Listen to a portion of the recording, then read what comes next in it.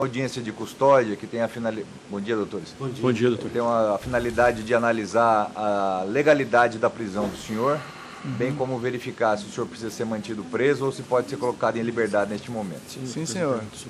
Hoje o senhor não vai ser perguntado sobre os fatos que deram motivo à sua prisão, apenas perguntas de ordem pessoal. O senhor tem direito a ficar em silêncio se preferir. Qual é o nome completo do senhor? A idade? 28 anos. Estado civil? O senhor é solteiro, casado? É, amaziado.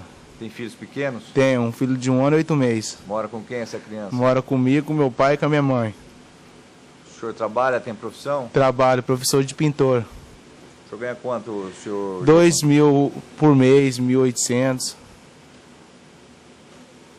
O senhor mora onde, senhor Giovanni? O senhor estudou até que série? Até o primeiro. É usuário de drogas? Eu sou usuário de maconha, senhor. Tem alguma doença grave? Tenho tuberculose óssea. Já foi preso outras vezes? Sim, senhor. Quais crimes o senhor já respondeu? Furtos e 180. O senhor está cumprindo pena? Estava evadido? Não, o PERG pegou fogo e eu assino toda 15 dias eu assino. Todo 15 dias eu assino, estou assinando tudo certinho. O senhor não está de quebra, então? Não, senhor. Tá. No momento da prisão, o senhor sofreu algum tipo de violência? Muita. Por parte dos policiais? Muita agressão. Por parte... O senhor sabe identificar o policial? Sim, senhor. Todos. Civil ou militar? Militar. Que tipo de agressão o senhor sofreu, senhor Giovanni? Bateram demais na minha cabeça porque eu tenho uma pratina e 16 parafusos nas costas por causa da tuberculose óssea. E aí eu falei pra eles que eu tinha pratina na coluna, mas eles ficaram batendo só na minha cabeça. Inclusive minha cabeça tá cheia de caroço ainda. Se eu puder O olhar. senhor passou por exame de corpo de delito? Passei, falei tudo, ele olhou. Meu ombro tá roxo. Bom dia. Bom dia. A questão da violência, você sofreu só bate na cabeça? Não, eles bateram no meu ombro, na minha boca tá cortada, quebrou meu aparelho. Você realizou algum tipo de resistência no momento que a abordagem policial? Momento nenhum, não tem como existir com 3 polícias te batendo. Outra questão que eu ia lhe perguntar, você falou que mora com a sua família e tem um filho de um ano. O senhor que é o provedor da família? O senhor que garante o sustento desse teu filho? Sim. E com relação à doença do senhor, você falou tuberculose óssea, essa doença é o quê? Qual a gravidade dela? Ela pegou, eu parei 3 vezes o tratamento da tuberculose óssea e meu osso da minha coluna corroeu 1 centímetro da minha coluna, eu tenho que fazer fisioterapia para tentar voltar a minha coluna. Mas para me poder fazer a fisioterapia eu tenho que fazer os 3 primeiros meses de tratamento, que eu estou no primeiro mês. O senhor toma muito medicamento por causa disso? Tomo 5 comprimidos por dia. E qual que é o risco relacionado a essa doença? Aleijado. Nos autos a gente juntou, excelência, uma consulta médica no dia 25, só para confirmar. Consulta dia 25. Sem mais perguntas, excelência. Excelência, em primeiro momento, a gente requer o relaxamento da prisão, tendo em vista, com base, obviamente, no artigo 5º, inciso 65 da Constituição Federal, tendo em vista a legalidade relacionada ao flagrante.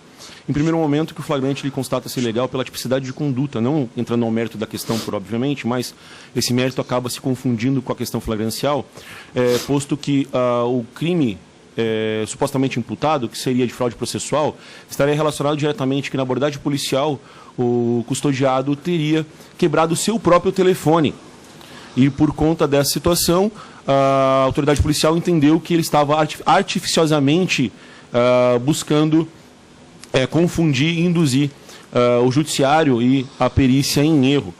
Tendo em vista que o comportamento ele não pode ser considerado como um falsamento de realidade, já que não há uma condição dolosa de imputar essa questão artificiosa em face do judiciário e do processamento. Até porque a ideia até do parágrafo 1º relaciona com o fato de que a fraude processual ela estaria vinculada a um processo penal ou a um processo penal que poderia estar em andamento em início, em investigação. E não havia nada, não havia nada que o boletim de ocorrência somente imputa a ele a questão de fraude processual de seu próprio aparelho celular. Julgado já de Brasília, do Distrito Federal, Paraná, já apontam a atipicidade dessa questão de conduta com relação à fraude processual. Sendo assim, não haveria que se falar em legalidade ao flagrante. Até porque essa questão acabaria acarretando a violação ao princípio da vedação à autoincriminação previsto no artigo 5º, inciso 62 da Constituição Federal. Então, não existia cabimento para essa questão flagrancial.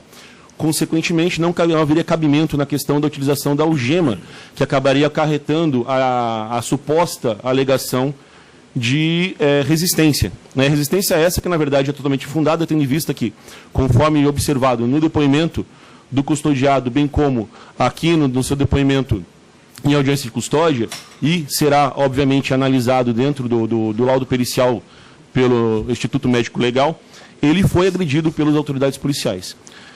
Em conversa com Excelência, requer a possibilidade de análise desse caso ao GACEP, para verificação se houve ou não esse contexto de violência policial em face da guarnição. Ademais, Excelência,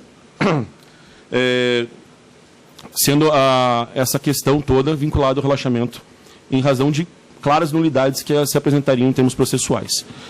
Não obstante esse pedido, né, se não for o caso do relaxamento da prisão, requeremos sim a não conversão da prisão preventiva, da flagrante em preventiva, e a concessão da liberdade provisória, sem as medidas cautelares no primeiro momento, até porque, como mesmo o custodiado diz, ele está cumprido de forma correta, né, e assídua, assinando no fórum, na CEPA, com relação ao regime aberto da qual ele está cumprindo. Então não haveria qualquer tipo de risco de evasão e qualquer situação assim.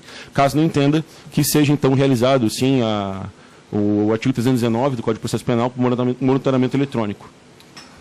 E é assim que pede a defesa. O autuado tenha maus antecedentes, sendo inclusive reincidente, e esteja cumprindo pena por crime de furto e receptação, tendo que a prisão nesse momento não se faz necessária, sendo cabível a concessão de liberdade provisória mediante a aplicação de medidas cautelares diversas da prisão, a qual entendo pertinente a monitoração eletrônica, bem como o recolhimento domiciliar noturno, até ulterior deliberação do juízo competente ao qual este APF for distribuído. Nada mais.